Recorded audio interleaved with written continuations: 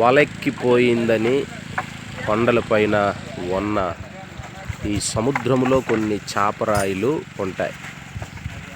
వలెక్కిపోయిందని అంటారు దేవుని బిడ్డలారా.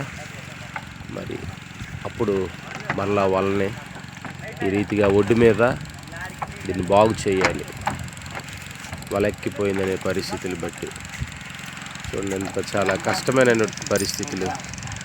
ఈ బోట్లు వలెక్కిపోయిందనేటువంటి సందర్భాలు. డొంకూరు ప్రాంతంలో బంగాళాఖాత తీరం ఇది. దాన్ని పొగిరి అంటారు. ఆ నది నీరు ఈ సముద్రంలో ఈ రీతిగా మిళితమవుతూ ఉన్నాయి. సాగర తీరం అంటారు ఒక విధంగా.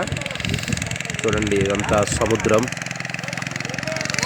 తీరంలో అంతా సముద్రం. అక్కడి నుంచి డొంకూరు ప్రాంతంలో షిప్ ఏరియా దగ్గర మేము సేవా పరిచయం చేస్తూ ఉన్నాం.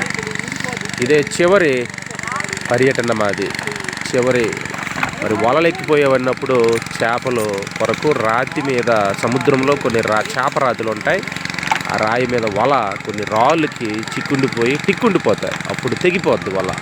మన ఆత్మీయ జీవితంలో కూడా వాక్యం అనే వల మనము కలిగి ఉన్నప్పుడు ఈ లోకమనే టిక్కుండిపోయే కొన్ని శోధనలు, అపవాది యొక్క చిక్కుముడులు, తంత్రాలు ఉన్నప్పుడు మనము కూడా వాక్యం అనే వల వాటికి అప్పగించుకోకుండా మనము ప్రభు పక్షాన ఉన్నప్పుడు మన వాక్యం అనే వల తెగిపోదు.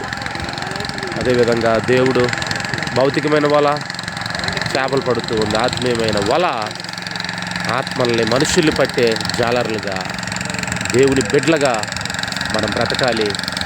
ఈ బోటు అనగా సంఘము, వల అనగా వాక్యము, చేపలు అనగా మనుష్యులు, జాలరి అనగా సేవకుడు. ఈరోజు మన జీవితంలో ఎటువంటి వల, ఎటువంటి బోటు, ఎటువంటి జాలరి, ఎటువంటి చేపగా మనం ఉంటూ ఉన్నాం. దేవుడు కొరకు మనం ఒక బోటుగా మారాలి. దేవుడి కొరకు మనం ఒక చేపగా మారాలి, వలగా మారాలి, దేవుని యొక్క జాలరగా మారాలి. దేవుడు మనల్ని దీవించును గాక. ఆమేన్.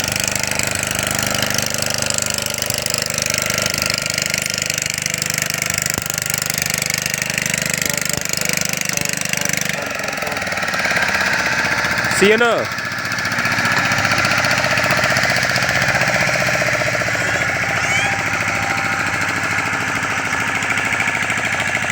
Siena. Hey, hallelujah చెప్పరా.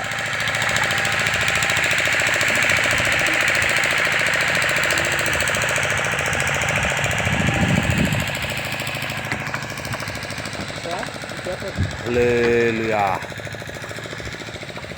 Thank you, Lord Jesus, for this church ministry at Donkur, Andhra Pradesh, Srikakulam district, Ichapuram Mandalam, India.